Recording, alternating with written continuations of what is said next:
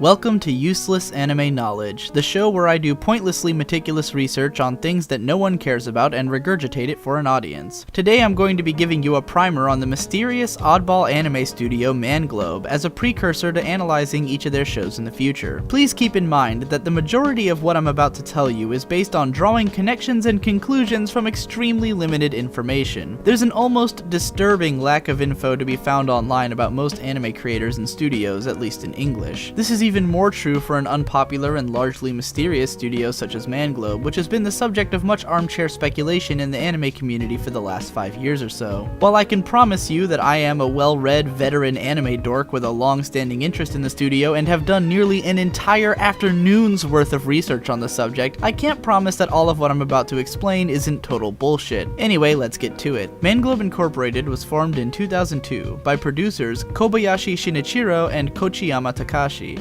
former employees of the megalithic anime studio conglomerate Sunrise, which is responsible for more shows than I can possibly name. These particular producers worked on some of the weirdest shows to come out of Sunrise Studios 7 and 9, such as Better Man, Brigadoon, and S. Cryed. I can only speculate on why they left, but they were hardly the first team to branch out from Sunrise and do their own thing. The studio's name is actually a bad romanization of the word mangrove, which refers to how the studio is meant to be an ecosystem wherein various ideas and talents mix and create new creatures. And for the first 6 or 7 years of their existence, their name couldn't possibly have been more appropriate. The studio founded itself on gathering auteur talents and creating some of the most unique anime series to ever be produced. Their first and ultimately most successful series was 2004's Samurai Champloo, created and directed by Shinichiro Watanabe, who is best known for the seminal anime classic Cowboy Bebop and is currently directing Space Dandy. Samurai Champloo was built as a samurai chanbara story fused with the culture and music of hip-hop. It was a gorgeously animated, exciting, and eclectic series which earned a lot of ground with Western audiences after its debut on Adult Swim in 2005. Considering the risk involved in producing original anime for Japanese TV, the fact that the show was moved from Access TV to satellite midway through its run, and the fact that Japanese DVD sales were far from exceptional, the success of the show with Western audiences and its extensive merchandising probably played a big role in making back its budget, assuming it actually did so. I'll talk about the production of that show a lot more when I analyze it individually, but for now, I only want to point out the involvement of scriptwriter Sato Dai, who also wrote for episodes of Cowboy Bebop and Space Dandy, and would take on the role of lead writer for Manglobe's next project. Shinichiro Watanabe would also stick around and play minor roles on the next 2 Manglobe shows as a storyboard artist for one episode of Ergo Proxy and the music producer for Michikoto Hatchin. In 2006, Manglobe released Ergo Proxy on a pay-per-view channel in Japan, similar to something like HBO. Free from the restrictions that come from producing shows for TV, the studio went crazy. They brought in director Murase Shuko, who had worked on some of the same Sunrise shows as Manglobe's Migrants, as well as directed the 2002 Sunrise production Witch Hunter Robin, and they literally told him to do whatever he wanted. With a level of creative freedom rarely seen in the anime industry, Murase and Sato worked together to create one of the most divisive anime of its time.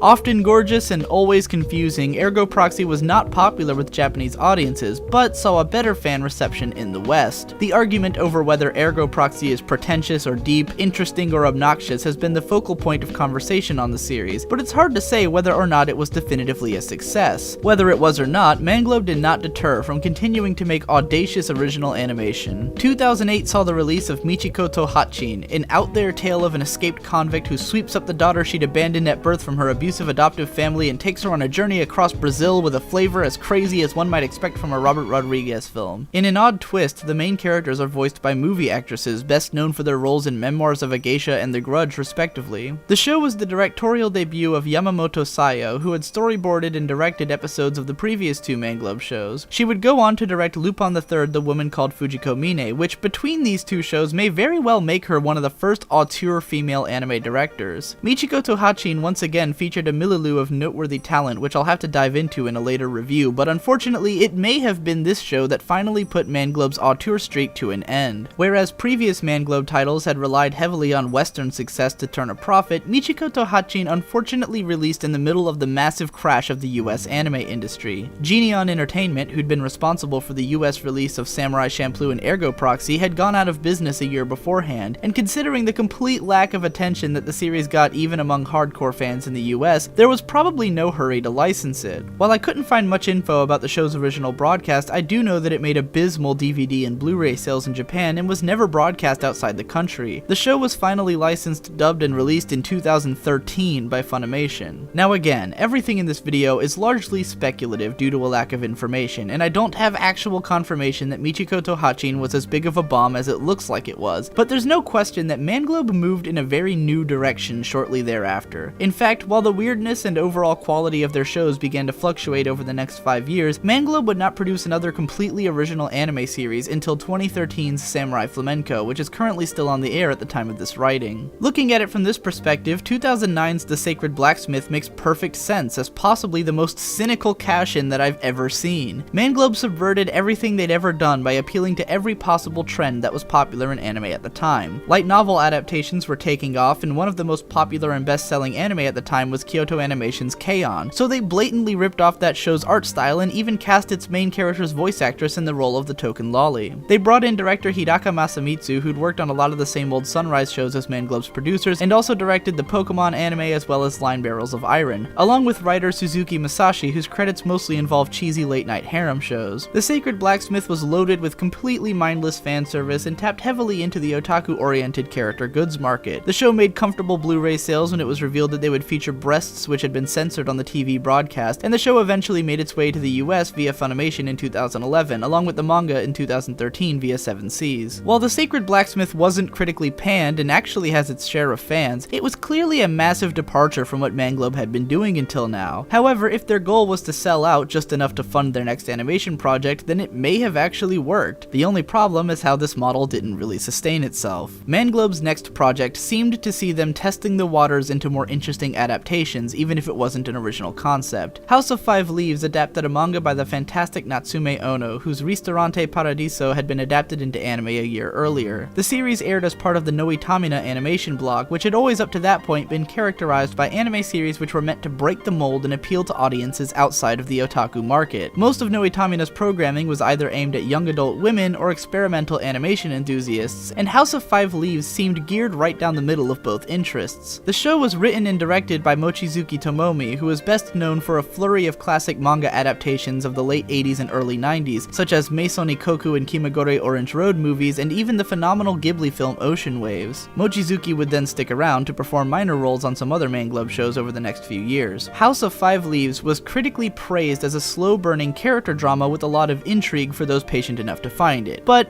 it wasn't very successful. Whereas otaku-oriented anime mostly depend on DVD sales to recoup their costs, Noitamina shows are more about TV ratings, as the block pulls in exponentially higher viewer counts than most anime. However, House of Five Leaves ended up pulling the lowest numbers that the block had seen to date. This, combined with virtually non-existent DVD sales and a complete lack of interest from Western audiences, meant that the show was yet another bomb for Manglobe. After producing one of the shorts for the Dante's Inferno compilation anime movie, Manglobe jumped into the first season of their popular manga adaptation The World God Only Knows, which, depending on who you ask, is either the moment that Manglobe solidified themselves as sellouts, or is actually a brilliant adaptation deserving of their pedigree. Personally, I happen to fall into the latter camp, and in fact it was this show that made me start to take more of an interest in the studio to begin with. While the storyline is based around the tropes of otaku culture, it's self-aware in doing so, and is an altogether fun and creative adaptation with no shortage of memorable scenes. The fact that the full opening song is an original 8-minute suite combining chorus music and electronica ought to suggest the undercurrent of playful experimentation running through the adaptation. The show is even written by the magnificent Kurata Hideyuki, best known for creating and writing classic shows like Read or Die and Kamichu, and writing for the likes of Now and Then Here and There and Welcome to the Space Show. And wouldn't you know it, he was even the head writer for Brigadoon, one of those now ancient Sunrise shows that Manglobe was generated from. It's hard to really tell if this show was a success, given that I don't know the exact reasons for its creation, which I suspect are mostly to push the sales of the already very popular manga series, as well as associated character goods. The first two 13-episode seasons, released in 2010 and 2011, didn't perform especially well in Blu-ray sales, but Manglobe continued to produce straight-to-DVD episodes until finally producing a third season in 2013. Considering the rarity of 3-season shows in the modern anime market, it's probably safe to say that the show is fulfilling its purpose, whatever that is. Unfortunately, I can't say as many nice things about Manglobe's next adaptation, the 12-episode 2011 series Dead Man Wonderland, a cheesy, violent show borrowing from grindhouse storylines but featuring some of the poorest art and animation quality of any Manglobe series. Dead Man Wonderland didn't appeal to me at all, but it seemed dead aimed at the Western market. With its cheesy nu metal intro sung in English and edgier than bleeding storyline, it was hardly surprising when the show was quickly snatched up by Funimation and broadcast on the reinstated Toonami block. Considering the vastly evolved Western anime market, I can't really say for sure if Dead Man Wonderland has become a hit, insofar as making money for Manglobe. I imagine that it is, but honestly, I've been out of the anime convention circuit just long enough to not be sure how far the show's reach extends. I'm pretty sure that it's doing quite well, but I can't think of any reason for the lack of a second season, other than that maybe Manglobe doesn't want to do it. If anyone knows more about that, or any of this shit for that matter, be sure and tell me off in the comments. By this point, Manglobe has turned into a different kind of studio, not only in the kind of shows that they produce, but the frequency of their production. As of 2011, Manglobe has regularly released multiple shows in the same year, as opposed to the nearly 2-year gaps that came between their original productions back in the day. 2011's Mashiro Iro Symphony, while far from the worst visual novel adaptation I've ever watched, was the moment that I really started to lose faith that Manglobe was going to keep producing interesting anime. I got pretty far in this show on the basis of solid art and only occasional moments that made me want to kill myself, but for all that it managed to not be totally awful, Mashiro Iro Symphony didn't present anything new or interesting, even to the world of porn game adaptations. It was an oddly timed adaptation to begin with, as visual novel anime had already started going out of style, while light novels were becoming the dominant source of material for anime. The show didn't make any real sales impact in Japan, and even though it was streamed by Crunchyroll and released on DVD in the US, I'd be hard-pressed to call it any kind of success here either. Hell, I never would have given it a second glance myself had I not already been investigating this studio at the time that the show aired. And it's right around this point that I pretty much stopped following Manglobe, partly out of general waning interest in anime, and also because they basically did nothing but make Hayate the Combat Butler for 2 years. Manglobe's first feature-length production came in 2011 in the form of a Hayate the Combat Butler movie, Heaven is a Place on Earth. Hayate is a popular shonen manga series which had a 52-episode anime adaptation produced by Synergy SP in 2007, followed by a 25-episode second season produced by JC Staff in 2009, and even a 13-episode live-action TV drama in 2011. Now, I've got no idea why Hayate keeps coming back, or why it keeps changing hands every time it does. I own about 5 of the graphic novels, and I watched about 20 episodes of the original show, but the series lost its charm for me and I stopped paying attention. All I've ever heard from Hayate fans over the years is continuous bitching about how each new season did something wrong, yet it keeps getting made, so what do I know? I do know that when Manglobe picked up the show's 3rd season for 12 episodes in 2012, I watched about half of episode 1, found it completely unwatchable, and left it alone. I don't know or care anything about the production, or if there's anything significantly different between Can't Take My Eyes Off of You and the 2013 4th season Cuties. I'm sorry I couldn't be more helpful. I will say that Manglobe probably did something right in the eyes of Hayate's publishers, because in 2013 they were given the 13-episode adaptation of Zettai Karen Children The Unlimited, a spin-off of the popular manga series Zettai Karen Children, which also had a 52-episode adaptation by Synergy SP in 2008, and runs in the same magazine as Hayate. I've heard that this show isn't bad, but I've got no clue on account of being disassociated with the anime scene throughout 2013. I guess I'll find out once I start reviewing all these shows. Likewise, I can't tell you much about Carnival, which I barely finished the first episode of when it came out. This one is a manga adaptation aimed at women, with a mystery storyline centered on pretty boy characters. I don't know anything about the production of this one either, other than that it shares a director with Mashiro Iro Symphony, but I will say that its existence makes a hell of a lot more sense, given that one of the big movements in anime right now is towards boys' love shows aimed at young women. So, after the latest seasons of Hayate and The World God Only Knows, it really seems like Manglobe has become another regular old adaptation studio. Or at least, it would seem that way were it not for the sudden appearance of Samurai Flamenco at the tail end of 2013. A 22-episode completely original anime series airing on the Noitamina block, Flamenco seems like a sudden callback to the studio's glory days. The auteur Mangrove production style of the studio seems to be back in full swing. Aforementioned writer of The World God Only Knows, Kurata Hideyuki, takes the head writing role in the series, but it's probably better to compare it to his original works like Kamichu or Read or Die in this case. And this time he's teamed up with the acclaimed director Omori Takahiro, best known for all the work he's done with Studio Brainspace in the last 8 years on shows like Bakano, Durarara, Natsume's Book of Friends, and Kurage Hime. But all those names of people who worked on cool weird stuff only matter because Samurai Flamenco is in fact weird as shit. Easily Manglobe's most eclectic, polarizing, and cautionless series since Michiko Tohachin, the biggest draw of Samurai Flamenco is just seeing where it's going to go next. Flamenco definitely wears some of Manglobe's past bruises on its face though. While the action scenes look okay when they need to, the show is by and large not very pretty, and probably doesn't have much of a budget behind it. The soundtrack is one of the most obnoxious things to crawl out of GarageBand in a while, which is a crying shame considering that this is the studio that brought us Samurai Shampoo and Michiko Tohachin. Still, while Flamenco may not quite live up to the lofty heights of Manglobe's early production work, it's refreshing to see this studio once more stepping up to make interesting original animation, no matter how batshit insane the result. This show is still airing at the time of this writing, but I'll be looking forward to putting out an analysis of it as soon as it's over. So, that about wraps up this overly long exposition of shit nobody cares about. I hope you had a good time and look forward to my reviews of the shows themselves, which hopefully won't be so dry and boring.